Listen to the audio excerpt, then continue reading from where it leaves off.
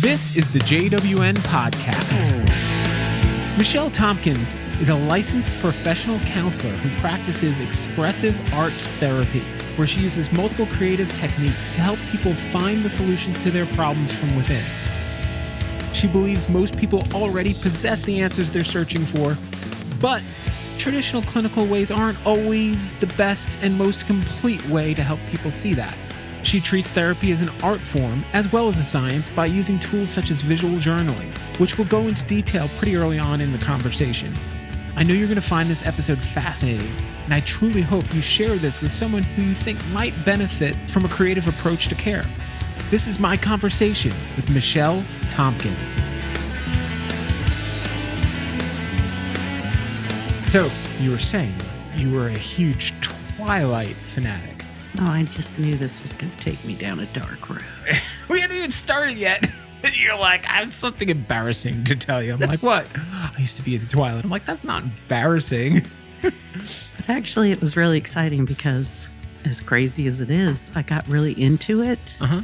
And I actually worked on the Twitter account for the director of the last two movies. Wow. So you got really into it. I mean, serious. Bill Condon was the director of the last two movies. And I worked on what they called was Team Jack. So it was kind of a play on Team Edward or Team Jacob. And Team Jack he's the spouse of Bill Condon. And he's a fanboy of Twilight. And he hired we did it for free. We did it for the bennies. Like we got really good seats at the Comic-Con. And did you get a jacket? Got a jacket, got signed books, So anyways, we did a podcast during the last movie. And we talked about what the movie had meant to us. So as I was sitting here, I was like, that's the last time I remember sitting in front of like a real mic. Oh, yeah. Well, that's exciting, though, because it's just podcasts and TV shows have become a thing. I think HBO pretty much puts out for any of their original content, they have a podcast that goes along with it.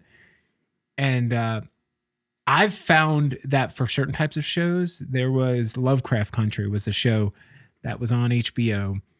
It was a brilliant version of it. Just, because Lovecraft was pretty racist. He was a pretty awful guy, with his certain aspects of his belief, but he's also one of the fathers of science fiction, Mm-hmm. The way they turned it into what they turned it into was just amazing. And to hear the creators create this podcast telling the stories of how they got there, the things that influenced the writers, because they would have the writers come on and it was pretty interesting. But I do love that if you're into a show or a movie or book series, like there's a companion podcast. Game of Thrones, same thing. I used to listen to actually multiple Game of Thrones podcasts. See, that's embarrassing. That's what embarrassing when you go that far deep in, where you're like, this group of people talking about this show that everyone's talking about right now is one thing, but I need another group. I need multiple. I think it's a desire to communicate, which I think is, ultimately really important. And when one avenue is cut off or you don't have access to it, people are really creative in the way that they make ways to be like, can we connect on this thing that we share in common? I mean, I camped out in a mall in Los Angeles with a bunch of grown women, and it was one of the life-changing experiences. Really opened up my creativity, which sounds crazy, but lots of people have expressed that Twilight, including Stevie Nicks, who hadn't written music for years. Yeah.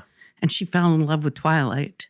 She was on the black carpet for the movies and started writing again. And she said it awoke her creativity. I never knew that. Yeah. Yeah. Well, I think that Twilight came towards the end of, say, the Harry Potter time. And I guess Lord of the Rings was pretty much, I guess you're starting to get into Hobbit world. Yeah. The Hobbit movies didn't have the same effect. It was also original trilogy. But go ahead. Oh, no, I'm saying I think Twilight might have been the last movie series that people did that kind of stuff. They camped out for and they would wait online all weekend to see their favorite movie. That was a thing. And it hasn't really happened since Twilight, Harry Potter, Yeah, maybe Lord of the Rings. So. Maybe we're reminiscing about a time when you could get together with a bunch of people and camp out somewhere and not be concerned. You know, it's a different kind of place that we live in now. But I love it because the creativity of just it bred creativity. And I think that's what creativity does, is it's actually contagious. Oh, yeah. And so it's kind of like one of my beliefs is being creative is actually, it's interesting because I think a lot of people don't think they're creative, but everyone's creative. Yeah. And so I tend to try and stay away from like terms like art. I see what you're saying. Yeah. Because art sort of intimidates people. But yeah, so I guess it's kind of interesting that I went back there, sort of segue into how I started. Literally after that, I got my master's in psychology and went to the Citadel and became an expressive arts therapist. So it has to be part of the story. Well, I mean, I was thinking as you were saying it, like a lot of my favorite artists, a lot of friends I have that are artists, seems like fan art seems to be the springboard for their careers. They'll start painting pictures of Iron Man or whatever it is that they're into at the moment. But then that leads them, you know, they'll do that. That's just kind of their reps, their exercise. And some of them do, they sell pictures. Like I have a painting up here from Patrick Prickett, who's a local artist, and it's Gem, you know. It's amazing. I love it. And I saw that. I was like, dude, I gotta, you know. And then he came on the podcast and we talked about my history with Gem when I was a kid and how I loved Gem, but I was kind of embarrassed because it was like, you know, different time. You know? It was the 80s. Was it okay to like Gem, you know, in the 80s? I mean, yeah. Oh, she was cool. She was cool. You have good taste, I can tell. Oh, well, thank you. Well, so yeah. So the story of that too is like the fan fiction that came out of Twilight. Yeah. That became 50 Shades of Grey. Mm. And I knew A.L. James because she was just another Twilight fan until she sold her books for $5 million and they made movies into them. She started being inspired by fan fiction. So you're right about how that was a springboard for a lot of authors. Yeah. I mean, you pick up a guitar, you don't automatically write Stairway to Heaven. But you learn how to play it. Yes. So of course. But yeah, you gotta have your fanning out, your inspiration. It's a phase. But that's pretty interesting that you got into therapy through like vampires. They're glittering vampires. Well, we jokingly say that all roads lead to Twilight. So I guess, you know, if you have to, you can look back and see how all those roads led there. But yeah, vampires are actually an interesting metaphor. Yeah. And at one time I stopped and thought, what do I love about the vampire metaphor? And there's many things, but one is the idea that we actually have like real emotional vampires in our lives. Oh, yeah. People that sometimes don't even know it, but they're sucking our will to live and how to handle that. And I had a difficult upbringing. I'll be honest with you. I had a difficult family life. And they joke that that's the breeding ground for therapists, is dysfunctional families. I'm trying to wait for this. I've talked to a couple of people actually on here who I'm like, okay, where's the darkness? Because they had this great family. There are these amazing people, you know, but you peel back and you'll find it. But I mean, not that I'm looking for the darkness, but I do feel like we all have some version of a traumatic experience. Yes. And we're learning as the world progresses at a breakneck speed, a pace that we're not able to really process what's going on. But we're learning like, hey, we're all affected in some way. And just because something that affects me doesn't affect you the same way doesn't mean the outcome isn't the same. No, we share. Scary. I like the memes. You know, that's one thing that comes out of difficult things. The highlight is always the memes, you know, and one of them is, you know, that you can't literally see the light without the dark. Mm-hmm. You know, you have to have both. And it's interesting to realize that sort of growing up that way, you're less afraid of the dark, which makes it easier to address that kind of material. Really. I always enjoyed the Beavis and Butthead version of that, which was, was it Beavis saying, like, if you didn't have things that suck, how would you know that what was awesome? Like, yes. It's so great. You have to have something that sucks in order for something to be awesome. Yeah, it's relative. Everything has to be. So yeah, true that. Beavis and Butthead. We're going back. Oh, Beavis and Butthead was a big part of my my childhood. Well, I was probably a little older. I don't know. I was about the right age, probably. Yeah. Late teenage years when Beavis and Butthead. Well, my son was a big Beavis and Butthead, so I'm showing my age there. So I could be your mother almost. Oh, That's what I'm getting now. Well, half the people I have on here, I'm like, you're my daughter's age, and you're doing all this awesome stuff. Yeah. That's amazing. Because you have now a gauge. You could see, like, okay, I know all of the things you had to do just to be a functional human to get to age 21 or 22 or whatever.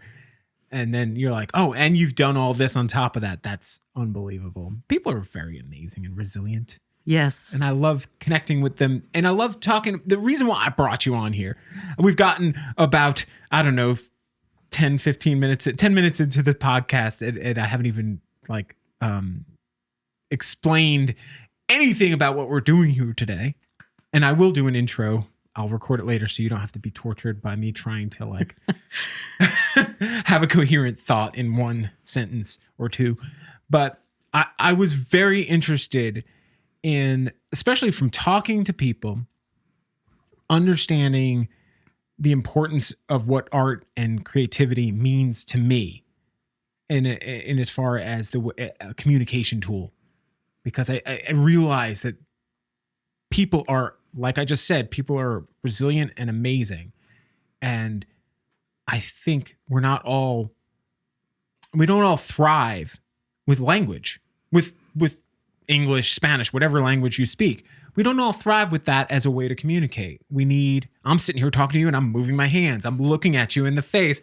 I'm reacting I'm doing this dance as I speak, which you as the listener can't hear. But that's part of the communication. But with music and film and books and all of those different things, they build upon that. They're able to, in a book, you're able to express all of these things that might take a second in a film to show. So it's a totally different medium for communication. But it's all, like you said at the beginning of our conversation, it's all about communication. It's all about finding a connection with other people. And what more, art is such a beautiful way to make those connections that sometimes there just isn't a word for. There's just, you can't really say it in a concise way, but maybe a picture says exactly what you wanted to say.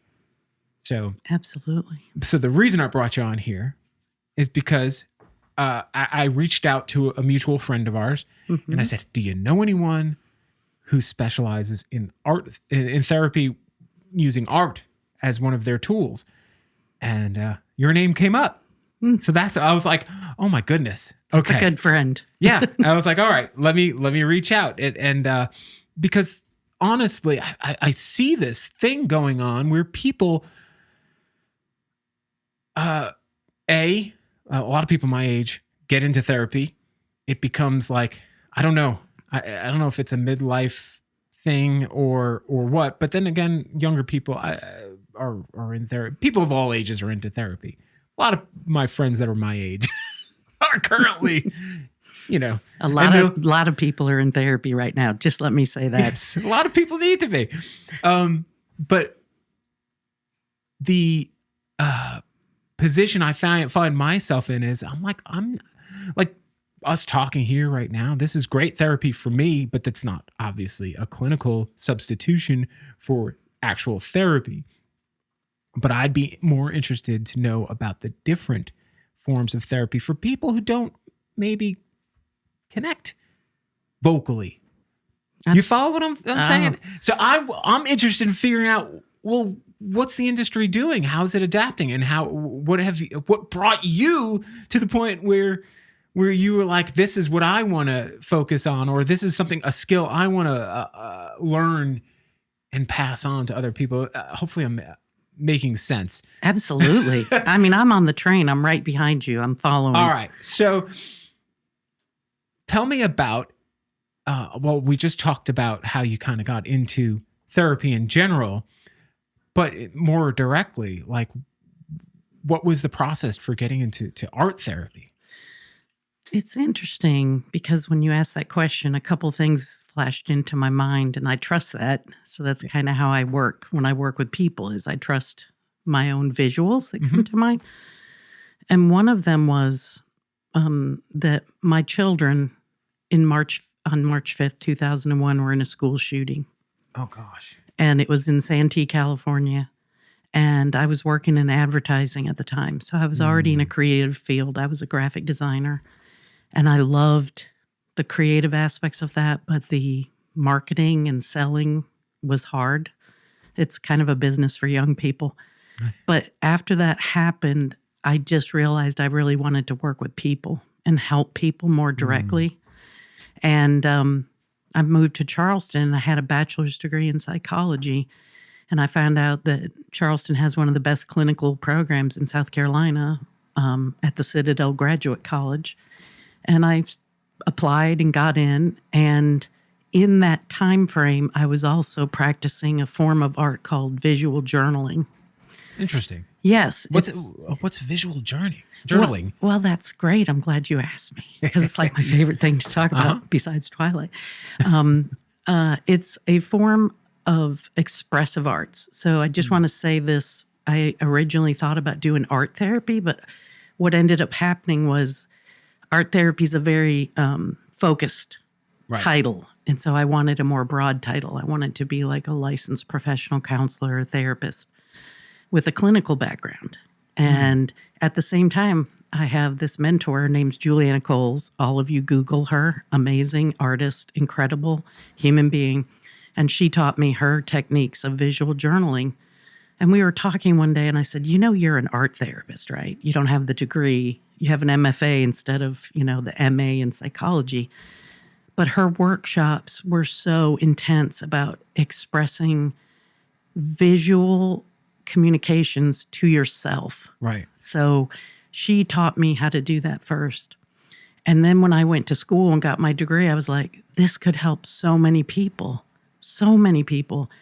in a therapeutic standpoint. She would teach it sort of to artists and other people. And I was like, wait a minute, clinicians and people that work with people should be able to do this for themselves. So I did a workshop at the Citadel during my graduate program, and it got such great response from the students. I had some students that told me that was like one of the best things they did in the program. I was like, oh, no way.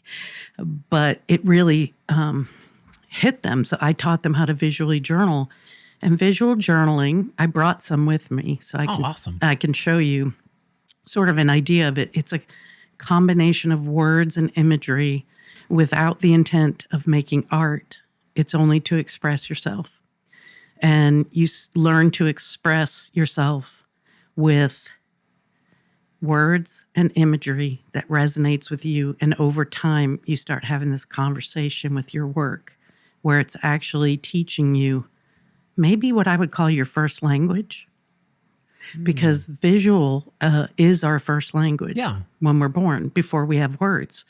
And words are actually pretty hard to acquire, by the way. I've learned since it's hard work to acquire language, even though they say kids do it easily. It's actually a really intricate process. So before that time, a couple of years, all of your ability to process things is through imagery. And I think a lot of people that do visual journaling start to notice patterns of images and metaphors. Really? Yes. That's so interesting. It's really cool to see someone, a light bulb go off and say, I'm noticing I have a door in every piece I do. And so you show them how to engage with what the door means to them and literally have conversations in the journal on what's the door metaphor, the door imagery mean to you, So it's all about self-expression, even though it ends up making some beautiful art. I'm holding my air quotes up.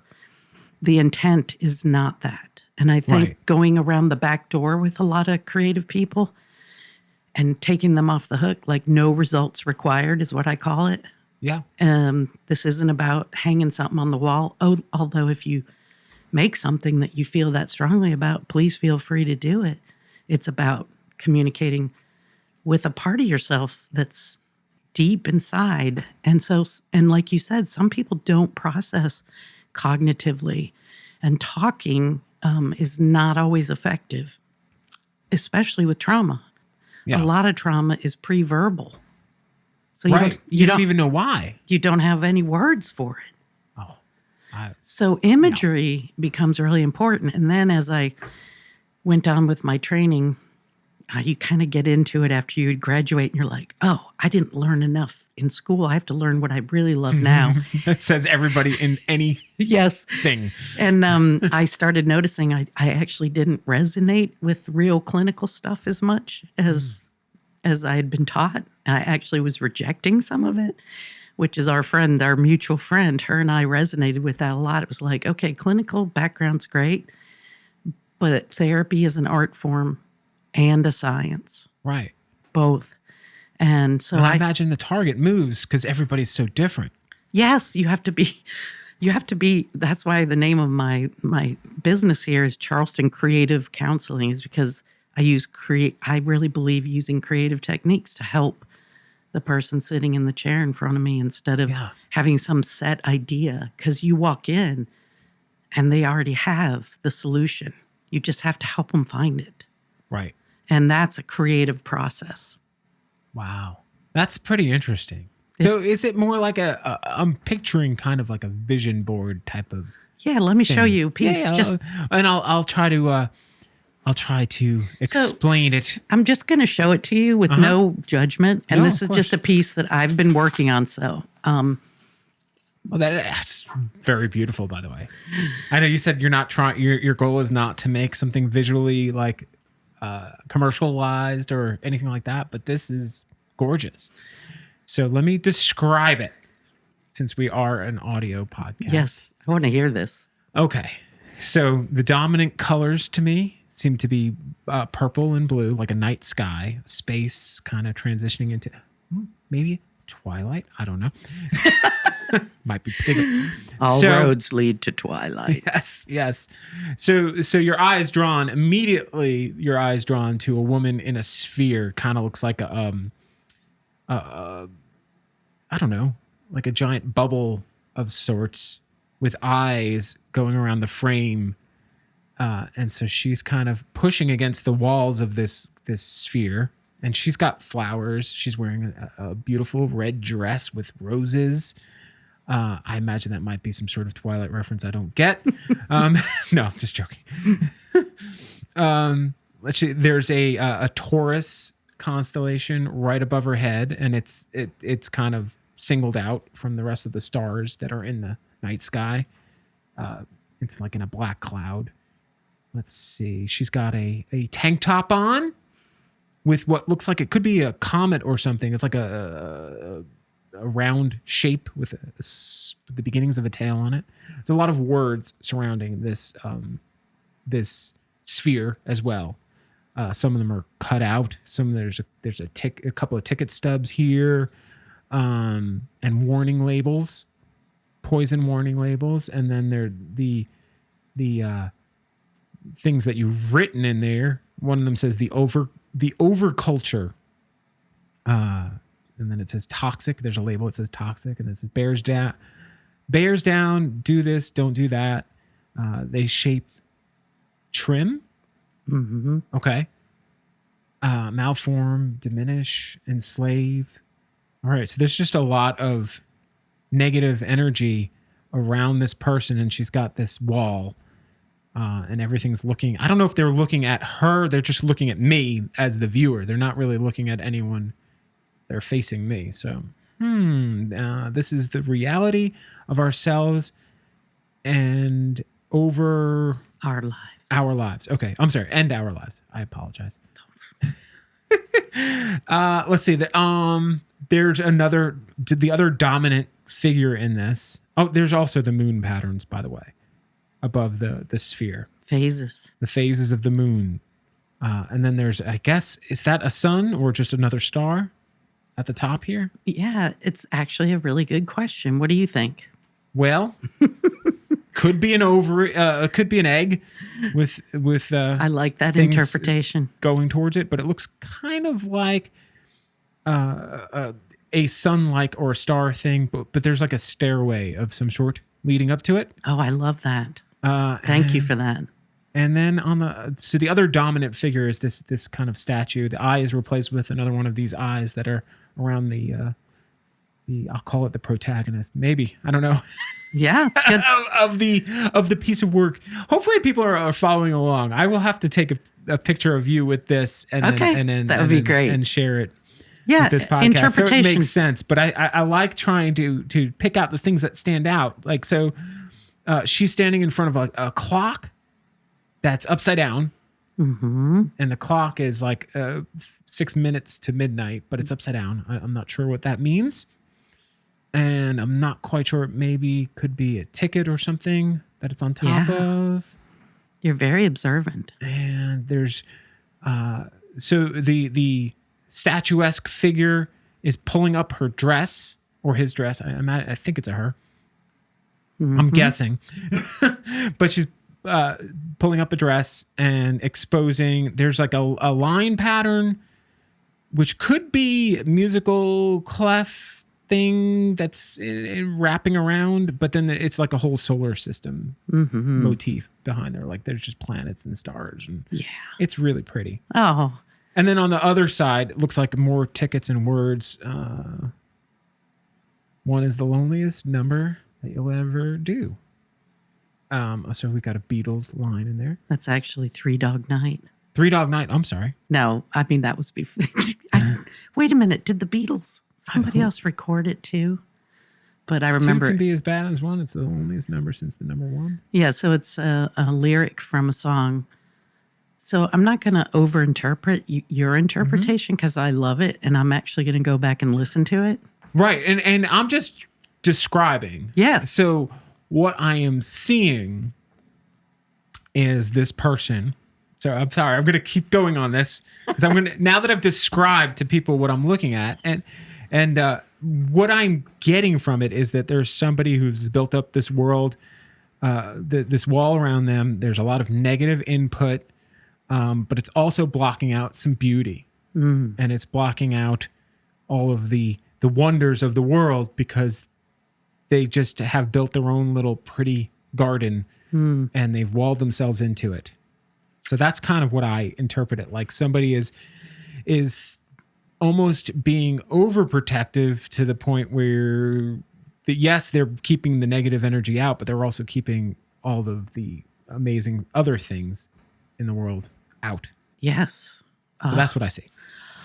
Oh, that makes me inspired just listening to your feelings about it. So the thing that's great about visual journaling, carrying on with this image that I shared, is that there was a prompt. Okay. So this is something I like to share with people is prompts are really helpful for any creative act. Yeah. And you see them all the time, journaling prompts. Julia Cameron talks about prompting yourself to write by doing morning pages, etc. So the prompt for this was, a friend of mine asked me to describe the past year, and she described it as feeling as if she was in outer space. Interesting. And so I started with that as the prompt. And as I focused on the outer space, I actually started to realize that what this year has done for me was help me focus on my inner space. And that's, everything that's happened has been really difficult. And I work with people, and I've worked religiously throughout the pandemic. Yeah. And a lot of people are struggling. And one of the things that helped me through the process was to remember that there's always that light in everything. And so I started to see this as, an opportunity. It gave me a year in my house. I still helped people. And at the same time, I felt protected. And at first it felt like trapped, and it turned into being protected. Right. So that was kind of my thought process when I started it. And it's a process, which is a really important word. One of my really good friends wrote a book called Process, Not Perfection. It's a play off the progress, not perfection from 12-step programs. And I think that's what this has been, is focusing on the process instead of the product. We are a very product-oriented culture. Yeah. And I love that. But we get lost. So when someone sits down and tries to be creative, they're focusing on the product that they think they want to make. And it closes them off from the creative process, which means you might start out making gem and end up with this, because the process sort of defines what the piece becomes. Right. And that's a cognitive process. And people like that. They like to think their way through creativity, but it's actually an act your way. And you actually have to get in the muck and throw stuff down and go, I don't know why I pasted that there. And if you're not worried about the final outcome, you're not going to censor yourself. Right, because there's nothing to censor. It's not a plan. Wow. It's really freeing. And I want to say that all the great artists that I've ever taught, that I've learned from, all say the same thing: is people who struggle being creative in whatever field is usually because they think they have to have some idea.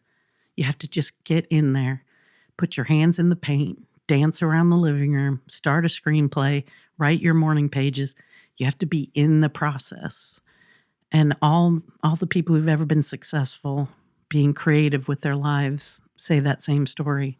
Yeah. So when I offer it to my clients, generally the response is, I'm not artistic.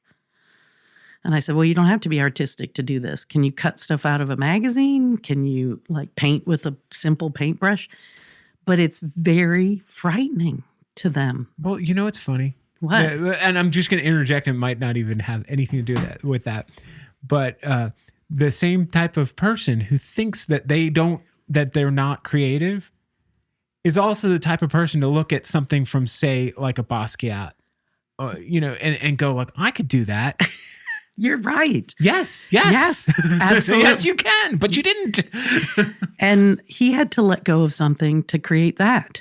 And it's the thing is that it's so simple that it was in a moment of glory that he created that. I mean, keep seeing this poster right in front of me, Power and Glory. Oh, that's Shepard Fairey. It's really beautiful.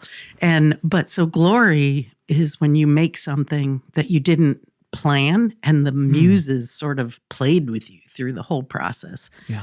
Most people think I have a vision. Some people do have visions. Mozart used to joke that he just wrote down the music. He heard it in his mind. Yep. Hello, not everyone gets the messages like Mozart. Yeah. You have to play with the music. He wouldn't hear, though, if he wasn't where he was, practicing all the time, writing all the time, working. The muse shows up. Yes. When you least expect it. And it shows up to anyone. But if you're actively working and trying and creating and doing things, even if it's mundane, and it taps you on the shoulder, yes. The next thing you know, like a song just regurgitates out of your hands or your mouth or your pen or whatever. It's a gift.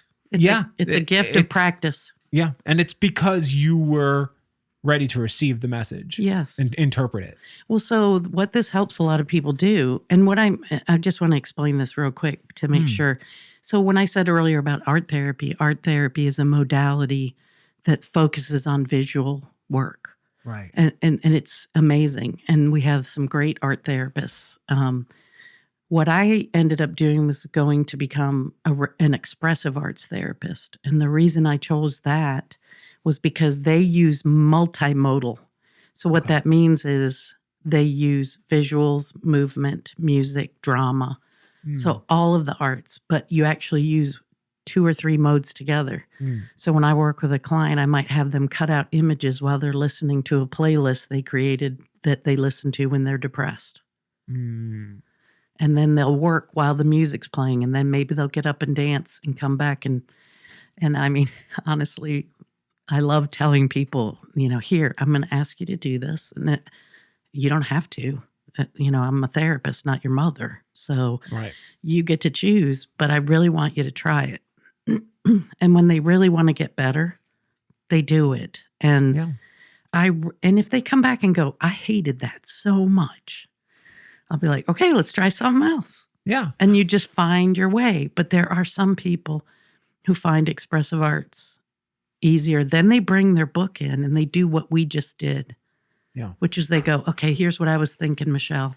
And I pasted this. And then I realized later it was because this is actually a picture that looks like my mom. Wow. And they go into their own imagery and they find themselves. Wow. So, okay, in this specific case, Yes. in this image that you've shared with me, and then hopefully I've described enough to make some sense, have you, what are some of the things you've picked out about yourself on this specific image? Like, have you looked at this and looked at maybe other things you've done or what you were going through, and have you kind of connected some dots for yourself? Yeah, it's interesting because you read some of what I wrote, but it's a term that I heard, the overculture. And it's a word that sort of was created by, culture. She put them together, and her name's Clarissa Pinkola Estes, and she is a Jungian psychologist, and she wrote a book called Women Who Run with the Wolves. And it's a book I use a lot to journal with women. It's like, probably one of the main books you have to read if you do feminist studies. And if they don't, please go buy it now. Women Who Run with the Wolves. I'll have to share that with my daughter. Oh, she might have already read it. No, it's really deep. She's in poli-sci. She probably does. Yeah, she's a poli-sci major. She could probably tell me about it. I hope she maybe knows what we're talking about. So here. I had the honor. She also was a therapist. She lived right by Littleton, Colorado. Yeah. And she was a Jungian therapist that did expressive arts. And she went in and worked with the Columbine families for like a decade after the shooting. And she offered a workshop, which was like, it was like a unicorn. I'm going to see someone that you rarely get to see. Right. And I spent 6 days with her, and she talked a lot about this idea of the overculture. And I know we use that term culture, but it's sort of like this malaise of everything you're told how to do it, when to do it, why to do it. And she kept telling us, you have to stop listening to it. Interesting. You won't hear your own little small voices about what your life is supposed to look like if you keep pulling in the overculture. So is it like a comparison is the thief of joy type of thing, but just a different version of that? what it is just we're all born. Or like a peer pressure? Yeah, it's bigger than peer pressure. Mm-hmm. So it's sort of like the collective conscious and all the rules that come with it. Right. Like all together. All right. So if you go on to Reddit, I'm going to pick a website that has strong communities, and you go into a certain part of that website, right? You go into a subreddit on whatever it could be, your favorite band. So you go to Phoebe Bridgers' subreddit. You quickly learn the rules. Like, exactly. You learn how people communicate with each other, what's acceptable behavior, what's not acceptable behavior, what gets praised, what gets downvoted. You learn how to participate in that community of people. But then you might go over to another one. You go over to say, I don't know, the John Fogerty. If there's this John Fogerty subreddit, now I have to go look it up. And you'll have a same website, total different set of rules. Yes. Different community, different things. But then on the overall Reddit, you kind of need to know how Reddit people behave within the whole world of Reddit. Yes. So so the overculture would be kind of like the whole world's kind of influence. Yeah. And saying, the mansplaining of the multitudes. I don't know. Well, I'm very ill-equipped to explain it as good as Clarissa Pinkola Estes does. But I will say that what I took away from it was that where you're born, when you're born, how you're born has a huge impact on who you become. And that means if I'd have been born in Russia, I wouldn't be the same person. I would be completely different. And that's kind of mind-boggling in a way. So a lot of my work is around helping people see that adapting to that John Fogerty Reddit page is really smart if you want to engage on that page. Right. But if you try to use John Fogerty culture over here on this other board, you might be in trouble. And so I always equate a lot of the things that people do that cause them problems. This is actually a stolen story, so I hope you'll like it, from Dr. Gabor Mate. Okay. And I'm only name dropping because I couldn't come up with this stuff on my own, so I like to give credit. But he tells this story about a guy that grew up in Alaska, and he wore winter coat every day, scarf, mittens, hat, the whole deal, and lived there for 20 years. And that fur coat was adaptive. It's cold there. It's smart to wear a winter coat. Well, one day he picked himself up and moved to Florida. And he got up every day and still put the coat on and the hat and the scarves. And one day he passed out on the sidewalk and he woke up in the hospital and he was like, I don't know what happened. And the doctor said, well, you were wearing a parka, a scarf, mittens, and a hat. And it was 90 degrees outside, so you passed out. And he goes, well, I've always used the coat. So what we're saying is that we all adapt to our environment. And when you're growing up, you adapt to your family's environment. You adapt to your culture. You adapt to your ancestors' cultures. You adapt to your religious cultures. And one day you're a grown-ass adult and you find out your fur coat doesn't work the way it used to. It's hurting you. Yeah. It's actually, I used to just shut up when someone asked for my opinion because my dad would get mad if I responded to it. Now I'm in a position where I have to be able to respond when someone asks me what I want. And so I had to let that fur coat go. Most of what I do is people realizing, that was adaptive. That was smart that I did that back then.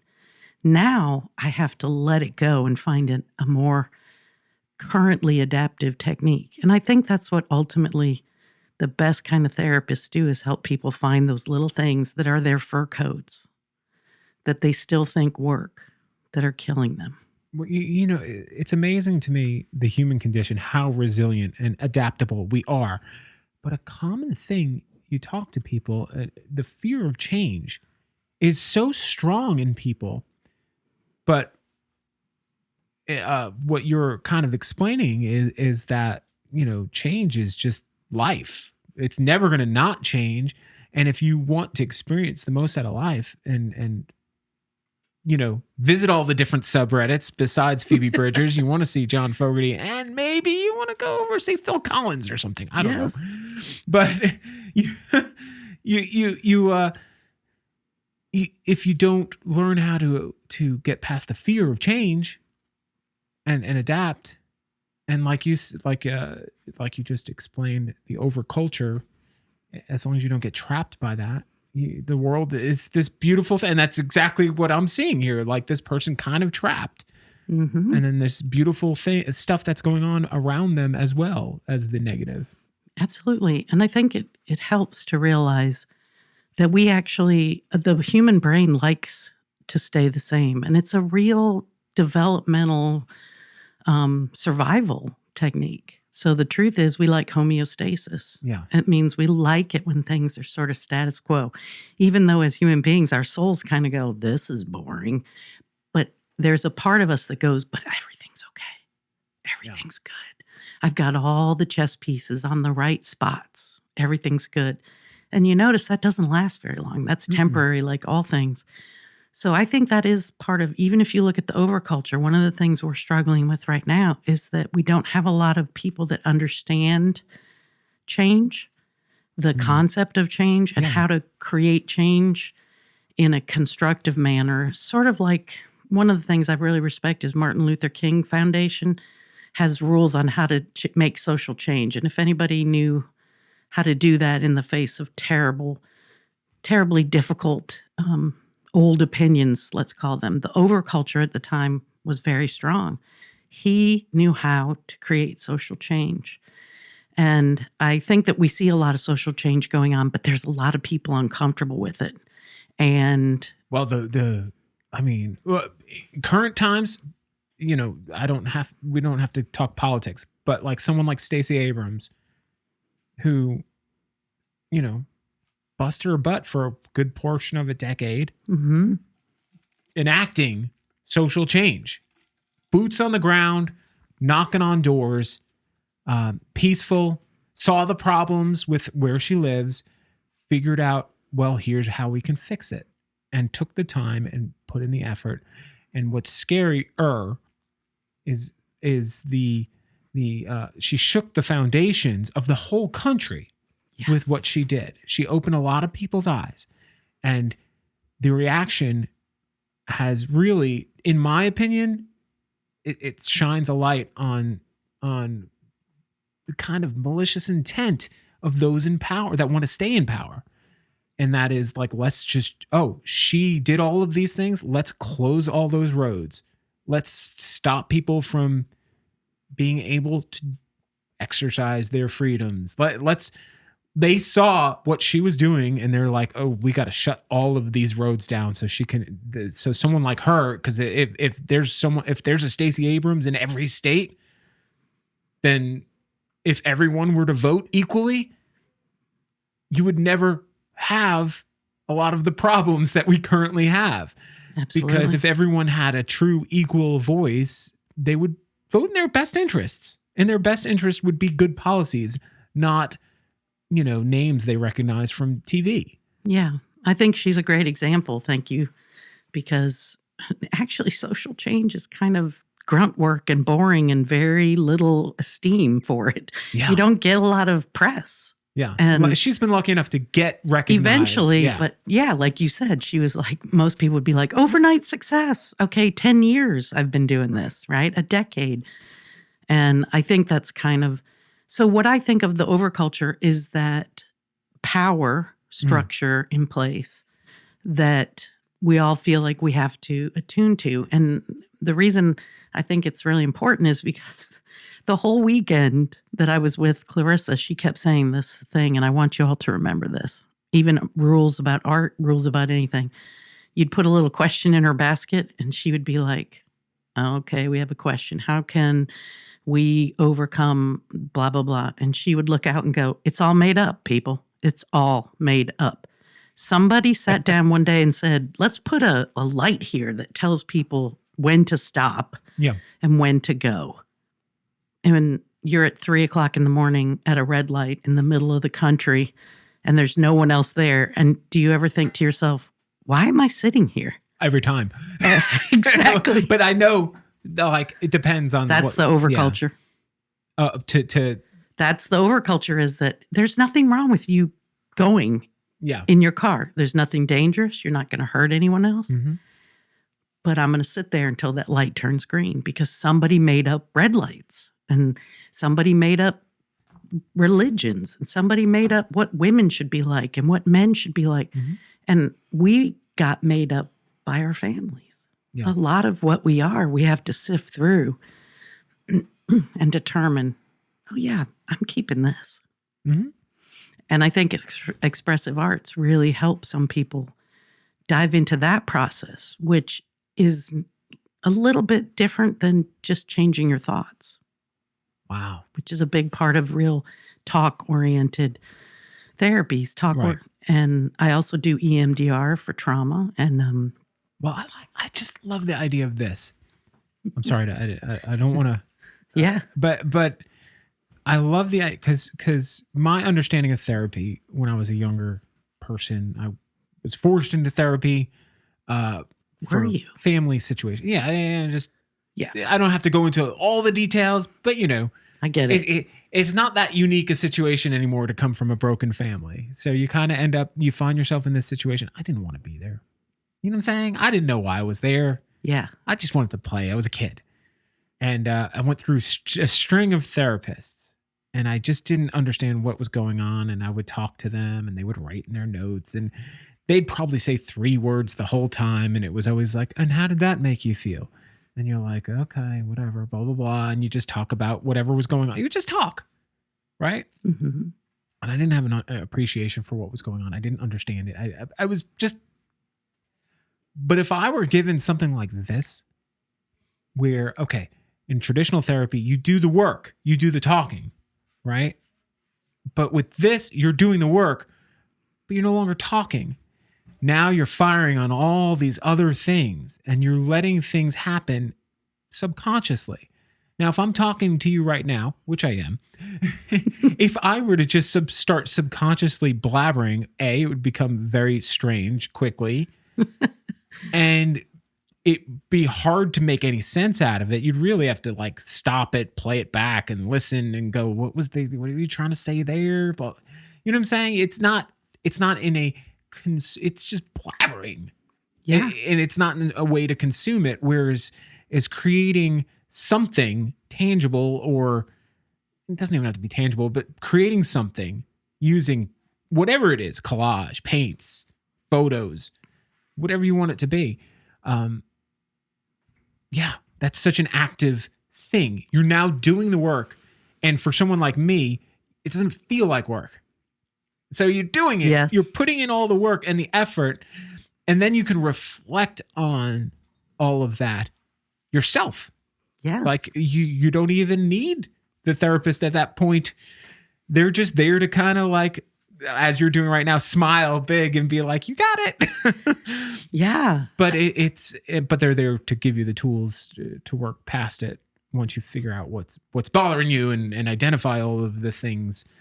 Yeah. But that's amazing. I just love that this exists. I love that you have recognized the value in saying, yeah, that's great, but can we do more? Yes. There's We, more. we can. Yeah.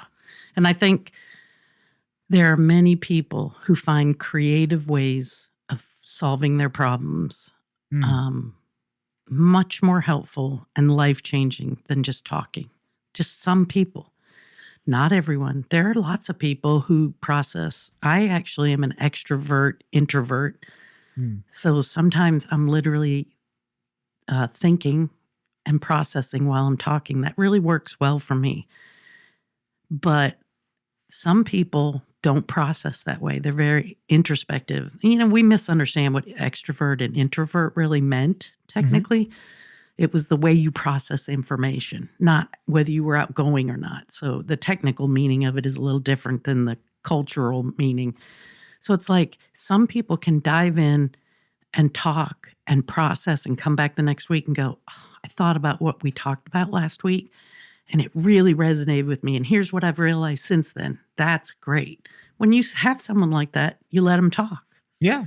When you have someone that's like, I don't really want to be here, or my wife thinks I should be here. That's my favorite. I was told I should be here. Yes. Children. And I want to share with you is that when I work with teenagers, I literally let them do this while they're talking. So I have a little table and they sit at it and they cut stuff out and paste it. And they'll be just like, well, Miss Michelle, here's what happened last week with my mom. And for some reason, not having to sit and look directly at someone, it opens something up inside of them and they're able to talk more. I've had many teenage clients that just, they walk in the door, where's the magazines?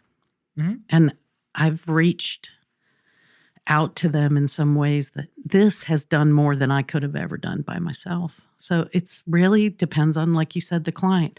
And I'm in a humanistic approach to therapy is that every person that walks in my door already has the solution. Yeah. I'm not some magician. Right. I actually jokingly have a magic wand on my desk. And it's a Harry Potter magic wand, by the way, fangirl. And I'll pull it out sometime and go, this doesn't work. I would just ding if I could, but that's not how life works. And walk us back to what you said in the beginning of this conversation. I do this a lot. I try to tie things. I love full circle moments. I always try to find like you're like Oprah. Oh gosh, with a lot less talent. But would your sorry, I'm laughing because I'm just picturing myself as Oprah. Sorry. You look good. Oh, well, thank you. Oh my gosh, I totally lost track. I do that to people sometimes. No.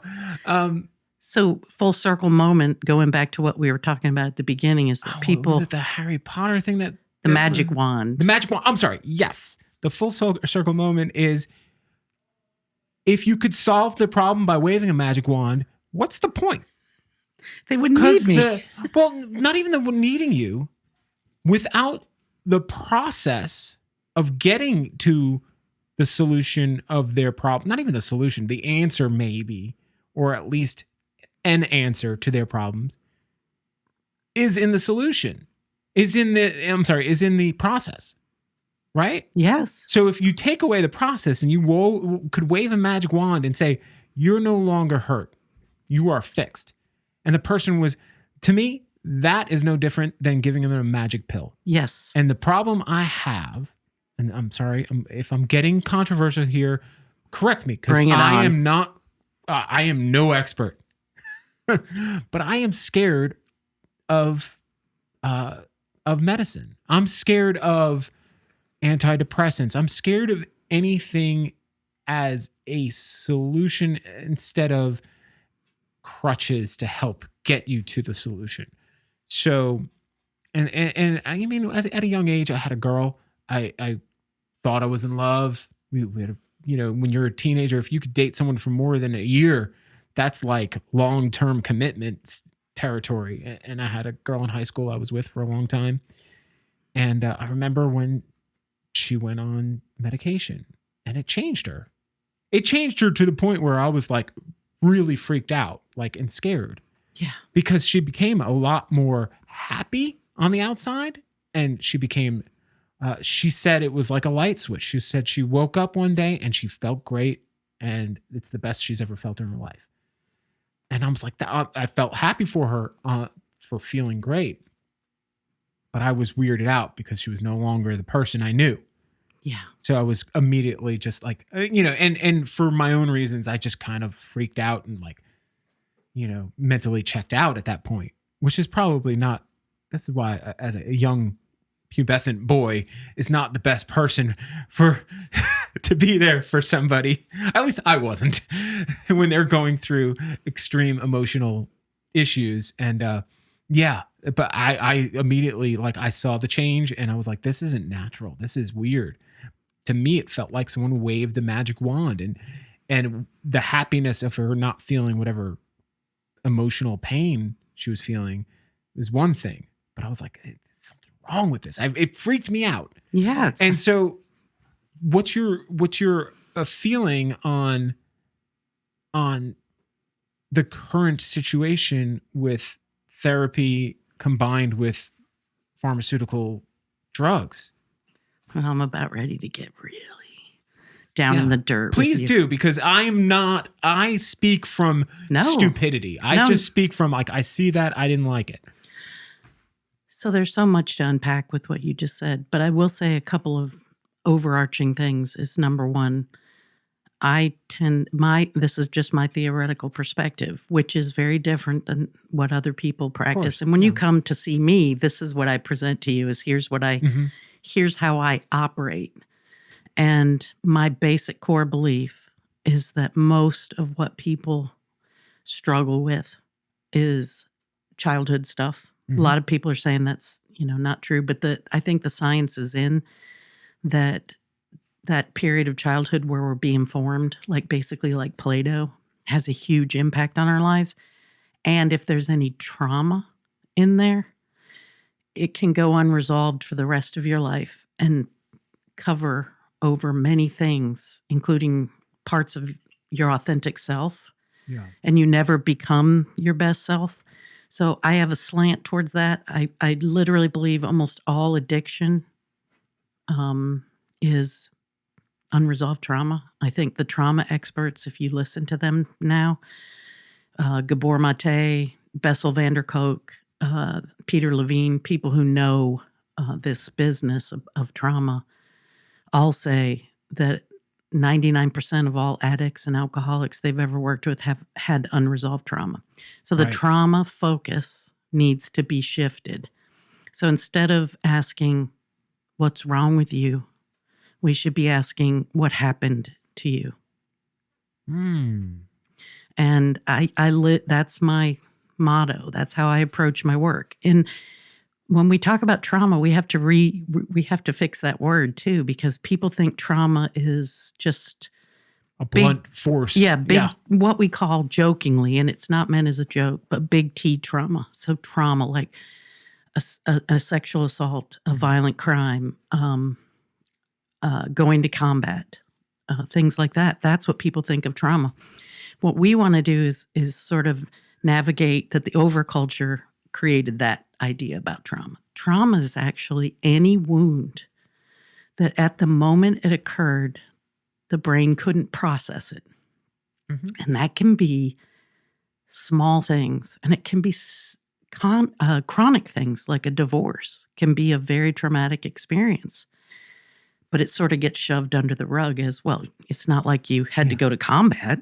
Well, and it happens so often that I joked about it before. I know. That's why I said, I mean, hey, coming from a broken family is not a, it's not a rarity. So a lot of times also you have to take into account the human being involved. There are some people who can go through the most amazing things and they just walk out and go, I'm good. There are people who are so sensitive that a small slight, a small thing could happen to them when they're young, and it could feel traumatizing to them. So we have to change those definitions. So it's not that I go in there with the intent to find trauma, but I'm trauma focused. That's the term. It used to be called trauma informed, which is like, oh, just think about trauma. You know, there might be some trauma there. Trauma focused is more like, okay, so one of my perspectives is, has this ever happened? Has this ever happened? And I have most of my clients fill out the adverse childhood experiences quiz, which is a long story that I can't even tell you about, I actually knew the doctor that did it. It's weird. My life weaves in and out of these things, but, and there are 10 events that occur when you're growing up that can have a serious adverse effect on your mental and physical health, heart disease, alcoholism, addiction. If you score more than 4 or higher on that quiz, there's a good chance that some of what you're dealing with is unresolved trauma. And now we have another term, chronic trauma. So if you live in a house where it's difficult all the time and every day is like a little mini trauma, we fought to get that put into the DSM, which is the book that all the doctors use to tell you what's wrong with you. You know, they flip through it and go, you have these 12 symptoms. Here's what's up with you. Yeah. Okay. And that's a very medical model oriented program. It's very clinical, and there's some good things about it. But I think that's outdated. And I think it's literally, 100%. Yeah, we literally are taking traumatized young children, and then we get them to school and they struggle sitting in their chairs, and we say, let's give them some drugs. Do you know how over-medicated young boys are in this country for ADHD? It's frightening. And so you literally read this book. I think you'll be fascinated. It's called The Deepest Well. And it's by, her name just slipped out of my mind. I'm old. And she wrote it. She's actually the Surgeon General of California. And she wrote this book talking about how she worked in poor neighborhoods, helping underserved kids. And what she noticed was some of them weren't even like growing the way they were supposed to, along with growth charts. Like they weren't. They're being that suppressed. Yeah, they were. And she discovered a thing that she calls toxic stress, which is when those 10 things are happening in their household. It's failure to thrive. A child can't thrive. Then we take that child and say, oh, go to school now.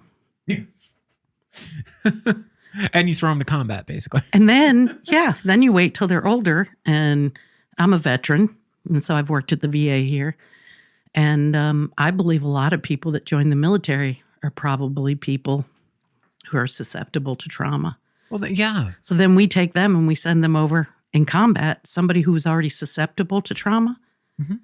Then they come back and they're traumatized from their experience. So we have a culture that avoids the issue of childhood adverse events. I just saw an article recent, like in the last day or two, about how many of the people that attacked the Capitol at the beginning of this year, how many former military people are involved in those, like the QAnon conspiracy theorists. There's a lot of military presence in there for exactly what you just explained. I mean, they've been on this path their whole life of, and of course, you don't trust anything. I think that that could be unpacked for days. I could come back here for a week. But so, one thing that happens in the military is that a lot of underprivileged kids join the military because it's like a way out of they never graduated or they got in trouble. And so a lot of courts will say, join the military or go to this reform school. Right. So you've already got kids that obviously have developmental stuff and they join the military. And it is a different culture. I love the military culture. I'm super proud of serving my country and all that. But I think that there are things that we need to do. But trauma is at the core of all of it. So I tend to lean towards that. And I feel that what I've learned since I went to school is that there are somatic approaches to healing that are body focused. So you feel things in your body. The body, one of the best books on trauma is called The Body Keeps the Score. Right. And it talks all about how body memories. So what you just described a little while ago is what happens when someone moves their body. Yeah. And they release energy. And then they come back to the page and they work. Or a song that makes them remember something and they process it by actively moving the body. Sitting in a chair talking is very different. So not natural. Yes. It's not natural. So somatic things seem to be up and coming in our field. So that's about focusing on the body keeps the score. And that also helps with health. And there's another book, The End of Mental Illness. And it's basically in there by a very famous brain doctor that he's saying everything that we struggle with, you can probably chalk it up to food allergies, food issues, genetics are involved. But he's basically saying a lot of the mental health things that are in that DSM are not real. They were made up. Oh my God, I'm back to Clarissa. They were made up by, for lack of a better way of saying it, a lot of older male, let's face it, white. Are you saying the guy who invented the bra also came up with these medical terms? Are you saying that? Well, so Dr. Amen, his theory is you can go to an Amen clinic, there's one in Atlanta, and get a scan done that's kind of expensive, but it will give you this whole report of here's where your brain's working, here's where your brain's not working, here's the food you should eat, here's the exercises you should do, here's the therapies you should do. So I don't want to work my way out of a career. Right. But nothing would make me happier than to wake up one day and realize we have changed what mental health means. Oh, yeah. And that we aren't focused on the medical model as the answer to everything. Now, right. The one thought I want to leave you with, which I think you'll find interesting, is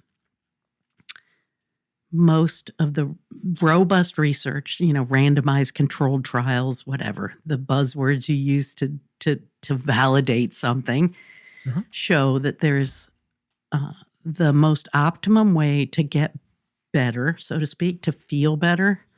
If you have a clinical diagnosis of depression, which is different than the way everyone says, "Oh, I'm so depressed today." Right. Depression, not feeling sad. It's different.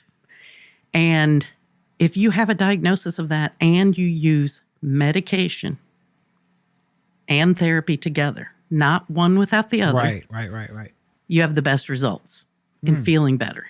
Some people can then go off the medication, and some people actually learn that due to consistent, stressful, ongoing chronic trauma, their brain was changed. Right. And they can never get off. And so, yes, I just kind of, that's something not me personally, as far as with me in my own body, but in my life, something I've dealt with for most of my life. And the realization that there's never going to be a path off of the medication. It's just a path to changing the medication, because the body does adapt to the medication and it stops working. Yes. Then you got to change medications or change dosage or change something.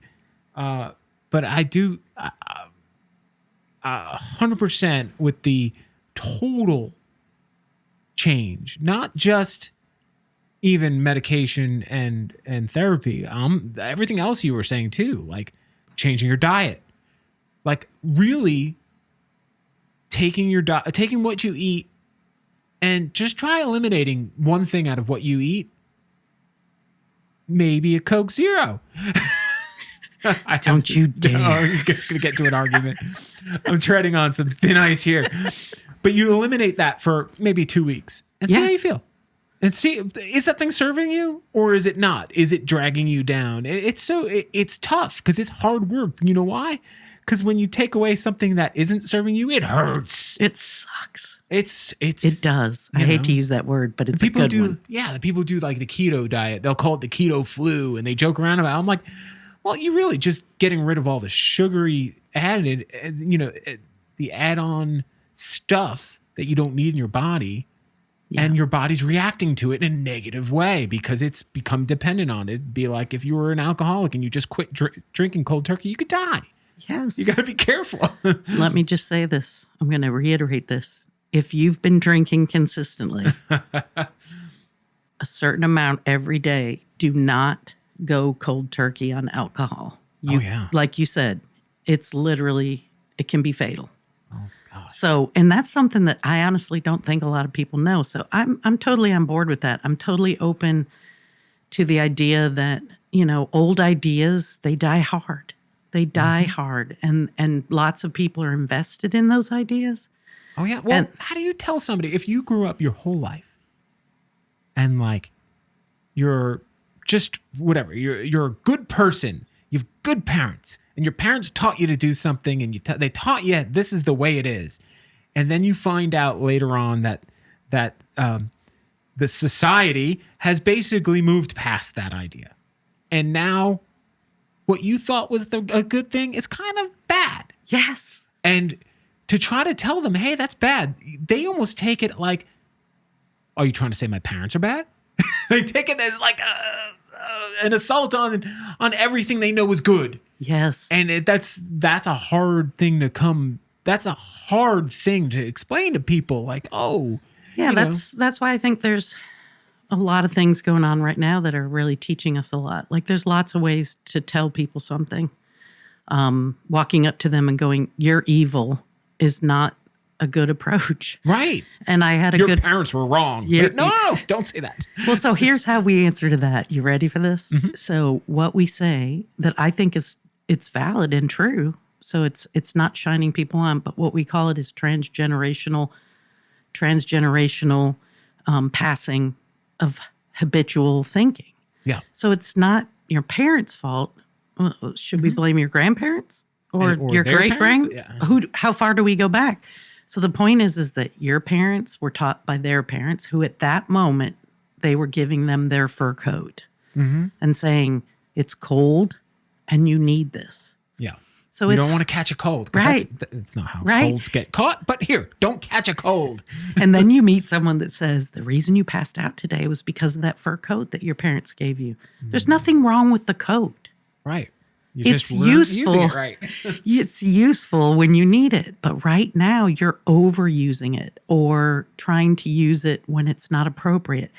So I think that's what most change has to come down to is just accepting that change is inevitable, even though we don't like it. Now, when the change, when all of the things we just talked about is attached to a belief system like an organized religion, right now, a lot of religions in westernized cultures are facing a problem. Yes. Because there is an exodus. There are lots of people who either used to be part of a church or a religion and have kind of weaned themselves off of it, or people who just reject it outright. And so the numbers are dwindling. And kind of like I joked around with earlier on the political side, instead of maybe adjusting for the times, you got a lot of religious entities now trying to dig their heels in. And maybe get laws passed in their favor instead of attracting people for saying, hey, maybe we were a little bit wrong by this. But when you attach a divinity to the word of God and you say this book was written, it's the word of God, I'm like, I think men wrote that. And I'm not trying to be rude about anyone's religion, but the reality is when you pick up a Bible and it says the King James Version, and if that doesn't just say, well, maybe I should put this back down because it says the King James Version, and there's all different versions. But Yes. that was one of the things that stood out to me as a young boy. I was like, why is the King's name on here? We're not English. Like, what does this mean? Like, why were we handed this version of this Bible, like this interpretation? Like, and then you start to learn it's been interpreted. Culture, and it's been slightly. You see in your industry how much words matter. That you guys change the definitions of things. You adapt it constantly. You're coming up with new words. It's no longer PTSD. It's no longer this. It's always evolving because you learn more. Yes, but we're still using religious philosophies, which the core might still be 100% correct, but the wording is still based by like oppressive men from an old time. Yes. It hasn't translated properly. And instead of maybe focusing on I don't want to say updating, but maybe rethinking the language. Yes. It's like this language is a whole nother topic. Refusal to change, this refusal of fear. So I wonder if we can figure out a way to heal the collective spirituality that people have and make it a little less selective, so that it doesn't say like, hey, that person who was born obviously gay is wrong. Instead of saying they're wrong, maybe figure out like, okay, well, if God has a plan, there must be a reason for that. That must exist for a reason. And coming to that kind of conclusion would maybe make people want to participate, because people are just naturally spiritual. I talk to people in here all the time that have all sorts of ideas of spirituality, and it's they're all kind of similar. So it's not that it's not something people, it's not that people don't want a spiritual connection in their life. It's just that the ones that are currently being offered and packaged and given to them and forced upon them don't seem as appealing. Wow. I mean, we could talk 3 hours about that. I know. This is I do have diarrhea of the mouth. I apologize. No, I love it. It's like finding my twin from another from another family. I'm a lot less qualified to be talking about the things I like to talk about. Well, I just like your energy and your passion, and it comes through. I think one of the things I'd like to say about it from my perspective is I jokingly tell people that religion is for people who believe in hell, and spirituality is for people who've been there. And it's a saying from 12-step programs. And a lot of people who've struggled with addiction and alcoholism, they've been to hell. Yeah. And so spirituality, in my mind, is a very different thing than religion. And I always clarify that when I work with people. It's actually in the past 10 years or so that psychology has had to face the fact that they were very separate from spirituality. It was all psychological and the brain. Trying to be medical instead of... The medical model is our way to go. But when you realize that 84% of people believe in something bigger than themselves, not maybe the religion of their parents. I myself am a recovering Catholic, and I love that religion worked for my mom, but I don't believe in the virgin birth, so that was a problem. Right. And I had something seems fishy there. My mom is so sweet. She actually asked me one time, "Why don't you go to the Catholic Church anymore?" I go, "Do you really want to know, Mom?" And she said, "Yeah." I said, "Well, I think all that stuff was made up by men to create a religion. Jesus was cool. Yeah. Jesus is a cool dude. I love his message of forgiveness. But I don't think that Mary was a virgin." And she went, "Oh, it's good you don't go anymore." I said, I told you. Well, so anyways, when it comes to spirituality, if you're a therapist and you're working with human beings and you haven't approached spirituality on some level to either determine whether they have any spiritual life, then you're kind of missing the boat on a very important aspect of humanity. And I find creativity is a very spiritual experience. 100%. It's impossible. And spirituality has a bad name because it's been attached to religion. So I always talk about spirituality with my clients. I always ask them up front, what was your upbringing? What were you taught? What do you believe now? What do you believe in? You know, the force, nature, whatever their higher power is fine. Most people resonate with something bigger than themselves, and it helps them. So anything that helps someone is in the positive pile in a therapist's office. It has to be. And we got taught in school that for a long time, therapists just didn't even approach it. They said, we don't talk about that. Hands off. Hands off. Wow. How do you do that? I mean, if that's such a huge I don't know. part of... How do you separate that? Yeah. You if that's can't. such a huge part. I mean, I have people in my life that we all do. Everybody does. Religious people in your life that you're like, I can only wish to be as content and happy and put together as that person. And you're like, but I can't do what they do. No, I can't believe. I can respect it. So one of the things I want to clarify. The value. Yeah. I really want to clarify this because I think this will be a really good thing for you to kind of take away is that belief is what we're talking about. When we're talking about someone, we're talking about beliefs. And belief systems are very important in psychology. They're almost like the filters through which everything runs in a human being. A schema, that's what they call it. It's like an organized group of things that we've put together based on the overculture in our family that helps us filter information through it. It skews our vision. It skews our perspective. And so therefore, cognitive behavioral therapy is based on beliefs. Yeah. Beliefs form responses. They form everything that you think. I mean, really, literally, when you have something happen and then you respond to it, you have had a whole chain of events occur between that event and your response to it. And they're usually beliefs of some kind. So as an example, like we talk about, and beliefs are embedded. They are embedded. You cannot walk up to someone and yank a belief away from them. That makes you the jerk.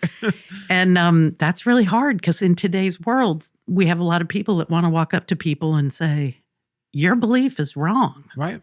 And that is so threatening to people. They've even invented a form of therapy that I love and use very much called motivational interviewing. Have you ever heard of it? No. So it's usually used for people with addiction and alcoholism because people who are addicted don't think they're addicted. Really? I mean, they may say, yeah, I kind of have a problem with it. But so that goes back to what we were talking about is the stages of change. Yeah. There's a model called Petrovska's model of change, and there's a whole set of steps. So there's pre-contemplation, there's contemplation, there's action. There's maintenance. So you go through these stages of change. So when you're talking to someone who literally still believes, you know, in their strict religious upbringing that, you know, that a salamander told, you know, the Mormons, you know, about Jesus Christ. I mean, if you believe that. You need this special stone. You need this. Yeah, I was watching this documentary about the murder of the Mormons over those documents. It's really good. It's on Netflix right now. Wow. And, but if you walk up to them and say, you're really crazy and your thoughts are insane, that is as threatening as you can get to the psyche of a human being. Yeah. Like they can't hear it. And so it's really hard when you get someone who's in that place. They're ambivalent. They can say to themselves, I love drinking. I love using. I feel so happy when I get to go out and get drunk. And at the same time, my wife's leaving me. I got a DUI and I lost my job. If they walk into my office and they tell me their whole story and I say to them, well, sir, you're stupid. You're an alcoholic and you need help. The world's on fire, and he would walk out the and door you're drinking and a never Zippo. come back. So you have to approach them Yeah. with curiosity. And curiosity is, how do you create cognitive dissonance? Which means you're actually helping the person say, oh, I see what you did there. So you believe blah, blah, blah. Okay. You don't resist it. You don't try to tell them they're wrong. The minute you start telling someone we're wrong, we all have a natural defense to defend ourselves. Right. So it's a way of rolling with their beliefs until they feel that you have unconditional positive regard for their beliefs, as weird as they might be. And then one day something really weird happens. They come in and they go, well, I've been thinking, maybe I do drink too much. And you're like, oh, well, you felt pretty strongly that you're okay with your drinking. And you just reflect that back to them. They start arguing for their own recovery instead of arguing with you.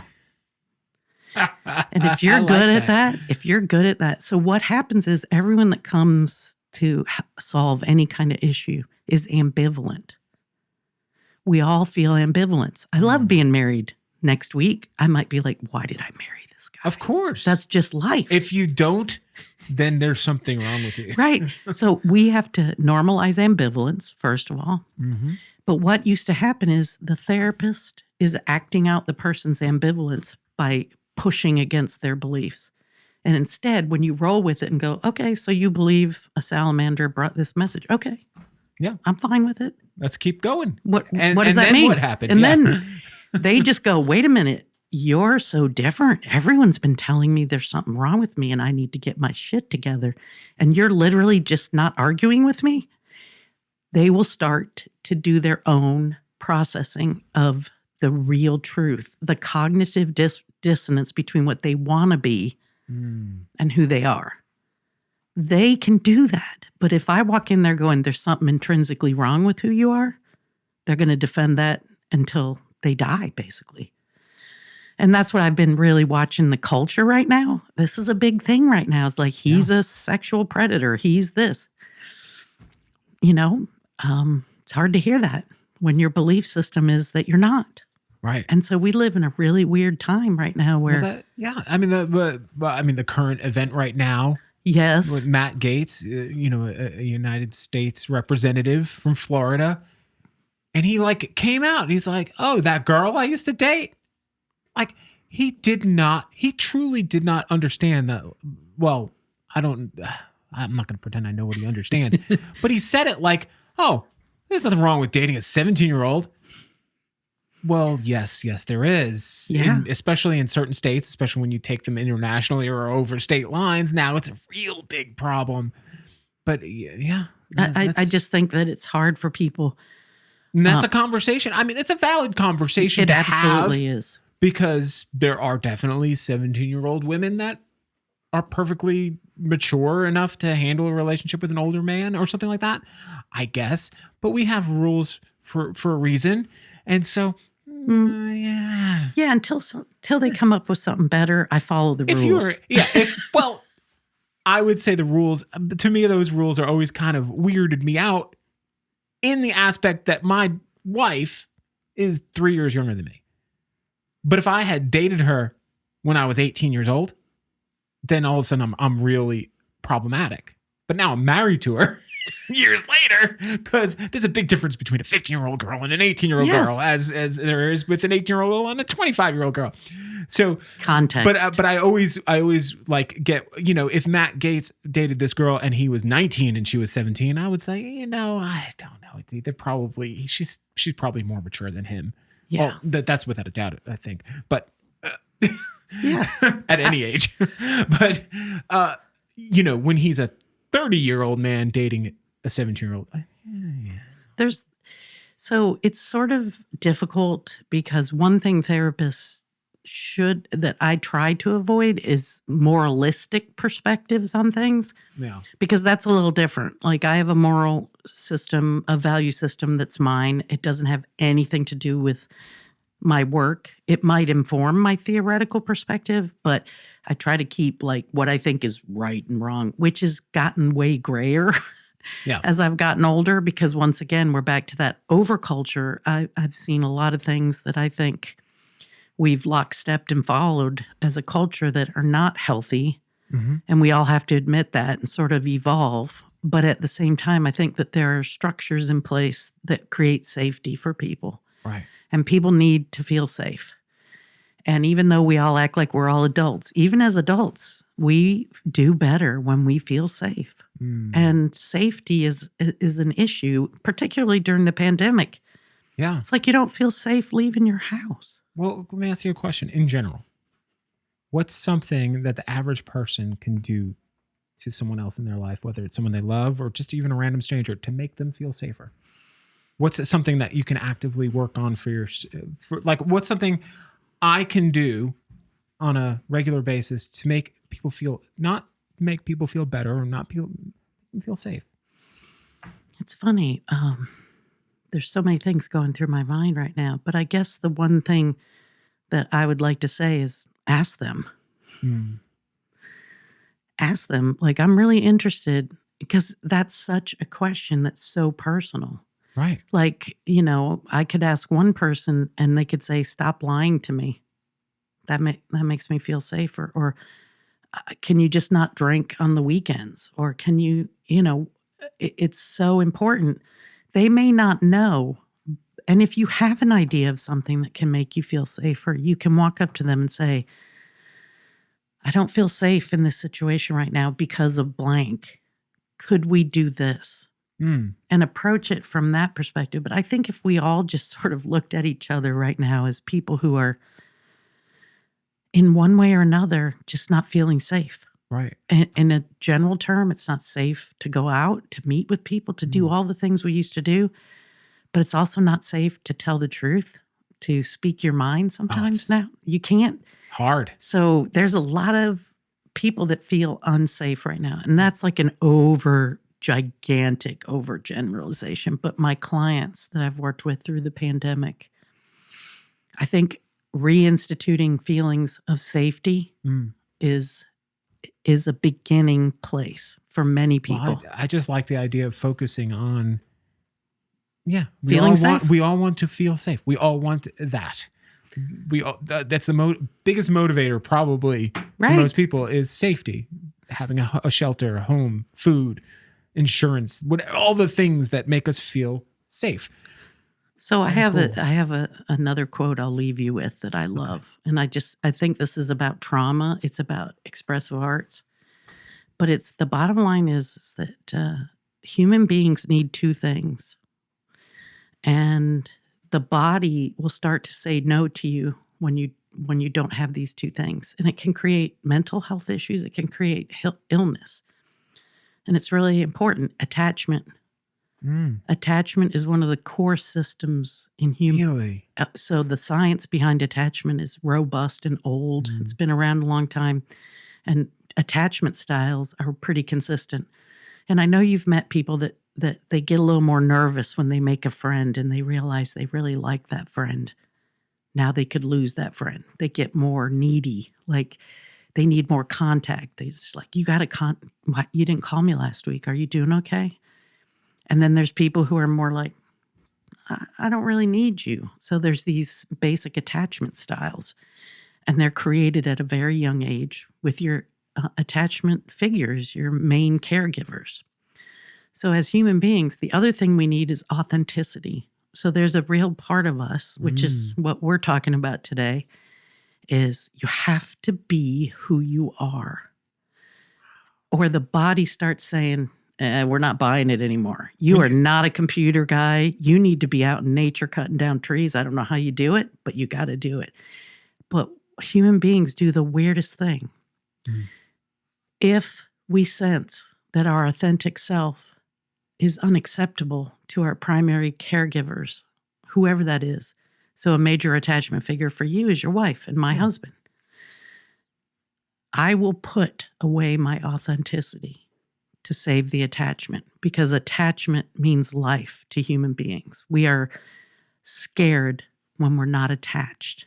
So the authenticity has a greater weight attachment. the attachment has a greater weight than the authenticity. Yes. So thinking of it Wow. is like almost every day, if you look at children, even adults, we're literally choosing. When I go in here, like here I am, I feel completely comfortable to say and be what I am. And I'm sure that's some of the energy that you're giving off and that I feel about myself.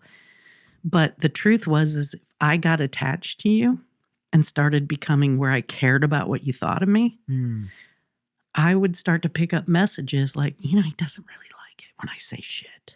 And so I would stop saying shit because we always choose our attachment figures over authenticity.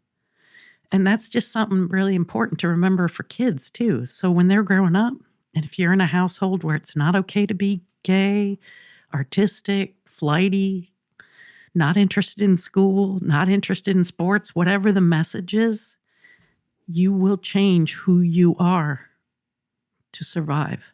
Wow. And if you don't understand that, that's the core of what we're trying to deal with is how do we help people find those authentic pieces of themselves that maybe they dropped along the way.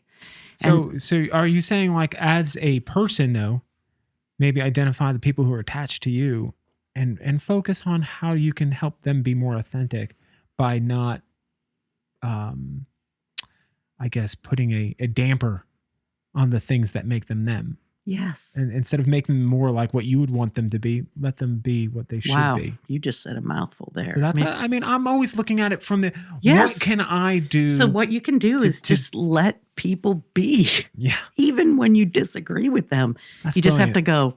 So the thing that you're taught in school, humanistic perspective, client-centered perspective by Carl Rogers, and his daughter actually grew up to be an expressive arts therapist, and she's one of my role models. So she created, Natalie Rogers is her name, and she's a big name in expressive arts. She has a couple of really great books on expressive arts.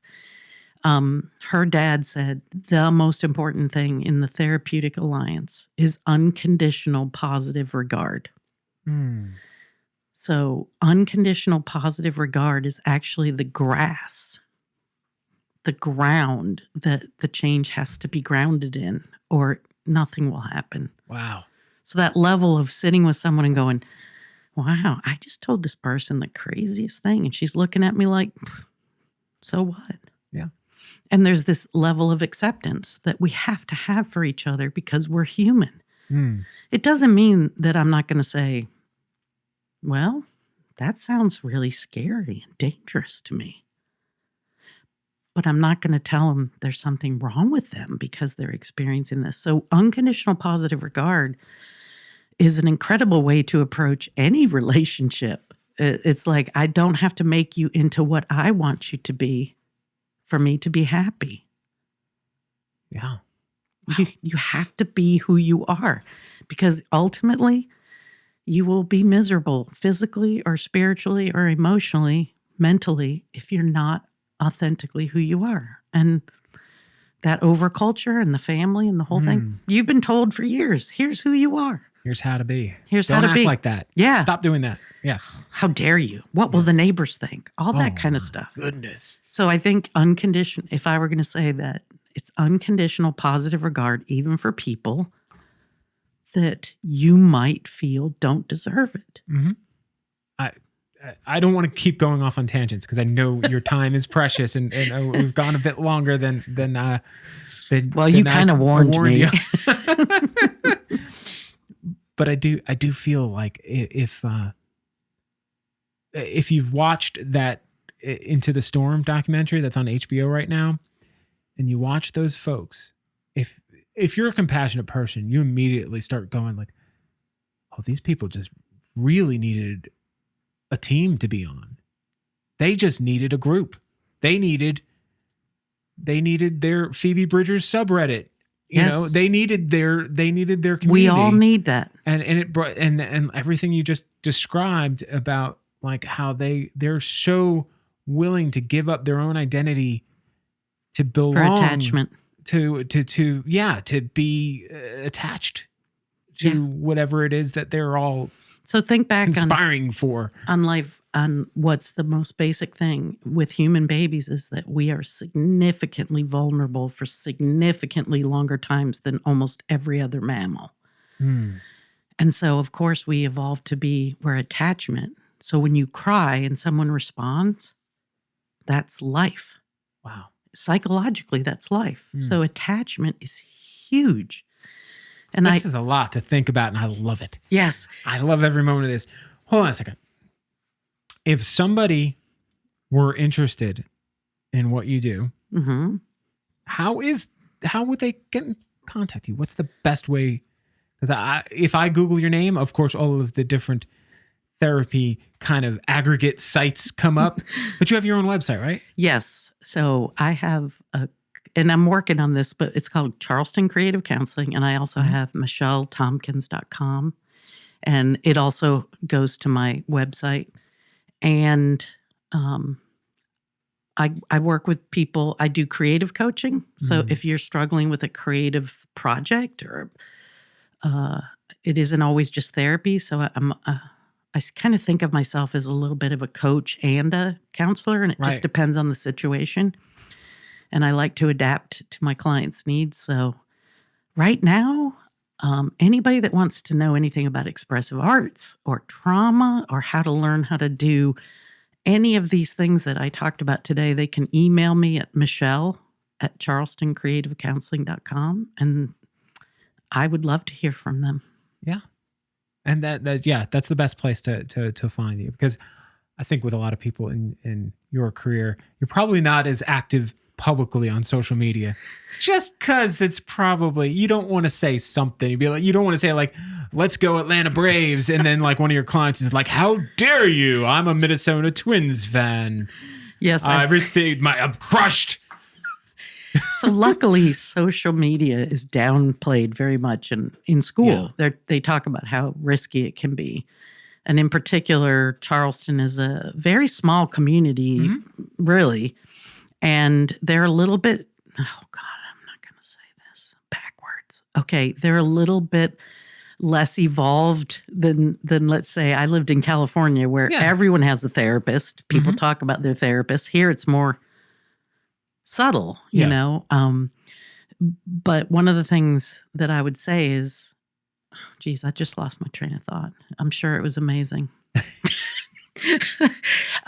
You're talking about in Charleston, you've noticed that the community of people here. Yes. Well, social media, people try to friend me. Clients will try to friend me. Right. And that's a little weird, right? And you have to say no. It's very good. And honestly, this could go on for 2 hours, but I think social media is something I assess with my clients also. Like how much you can get depressed and anxious from being on social media too much. We all know this. So therapists, if you're listening of any interest, this should be something we screen with our clients. And since the social dilemma came out, I've significantly changed my social behavior.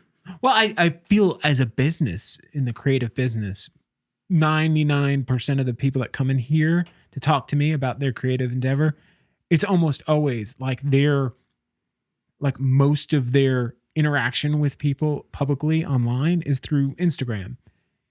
And I keep trying to like say, hey, you need your own website. If you don't have your own website, get your own space, because all of these platforms are temporary.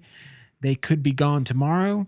If you don't believe that, then look what happened to the whatever political version of Twitter, the conservative Twitter, and how quickly that just disappeared one day. Yes. So don't put your eggs in that basket of these social media companies, because something can happen.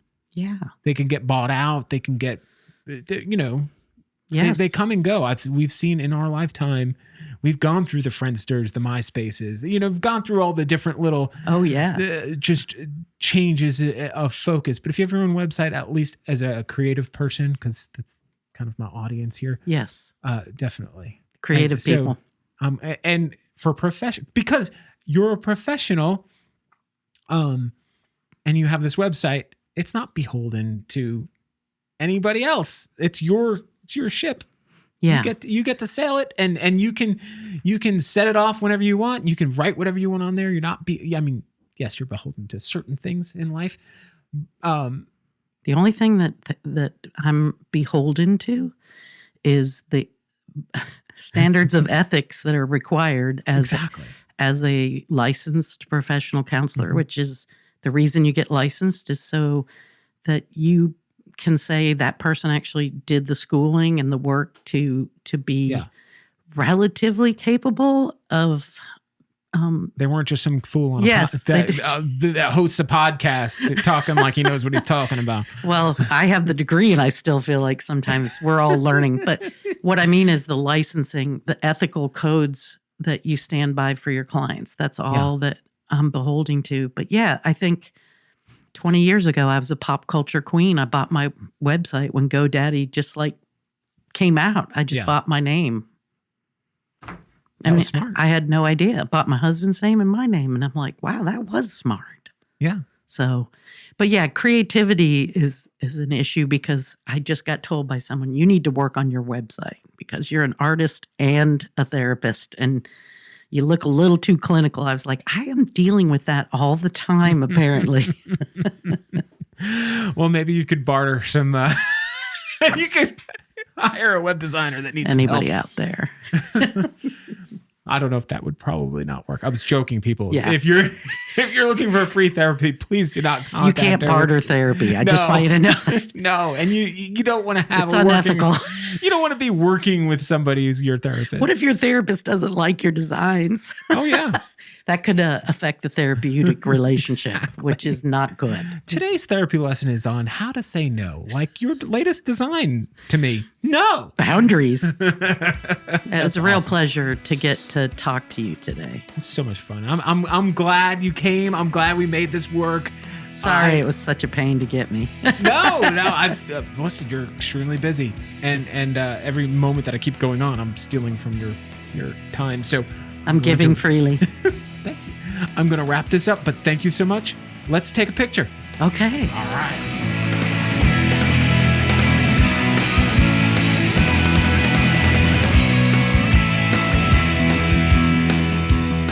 Before you get going, don't forget to subscribe to the show if you haven't already.